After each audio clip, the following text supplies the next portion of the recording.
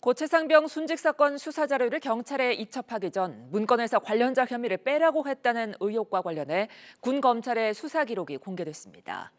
구속영장 청구서에 관련 지시가 있었다는 해병대 지휘부의 진술이 있었지만 국방부는 수사 방안 중 하나를 얘기한 것뿐이라고 밝히는 등 이른바 외압 의혹을 둘러싼 논란도 재점화하는 모습입니다. 김문경 기자입니다.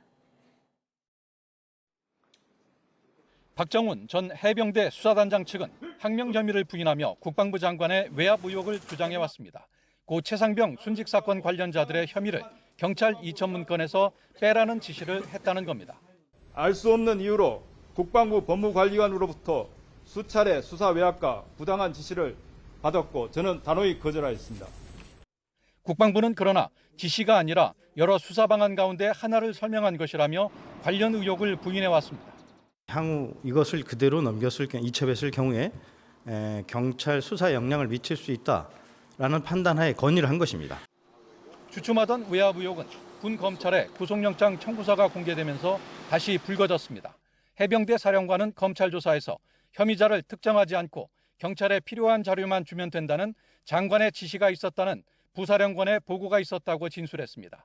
해병대 부사령관이 지난 7월 31일 국방부에서 열린 회의에서 장관을 만나고 돌아온 뒤 자신과 박 전 단장 등이 모인 자리에서 이 같은 내용 등을 담은 장관의 지시를 전달했다는 겁니다.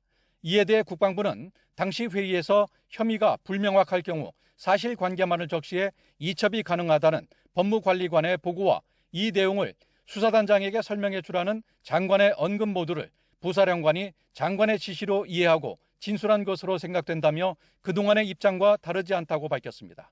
군 검찰은 이어 법무관리관이 특정인의 혐의를 빼라고 했다고 박 전 단장이 주장하고 있지만 스피커폰으로 함께 들은 다른 사람들은 특정인의 혐의를 빼라는 말이 아니라 혐의를 빼고 조사 기록만 넘기라고 진술하고 있다고 밝혔습니다. 이에 대해 변호인 측은 혐의 내용을 빼라고 한 지시를 군 검찰이 적법하다는 전제하에 구속영장까지 청구한 것이라며 이는 심각한 법리 오해라고 반박했습니다. 국방부와 박 전 수사단장 측의 공방이 맞서고 있는 가운데 고 최상병의 49제를 마친 해병대는 유족들에게 최상병 흉상이 마련될 장소를 소개하며 관련 절차에 착수한 것으로 알려졌습니다. YTN 김문경입니다.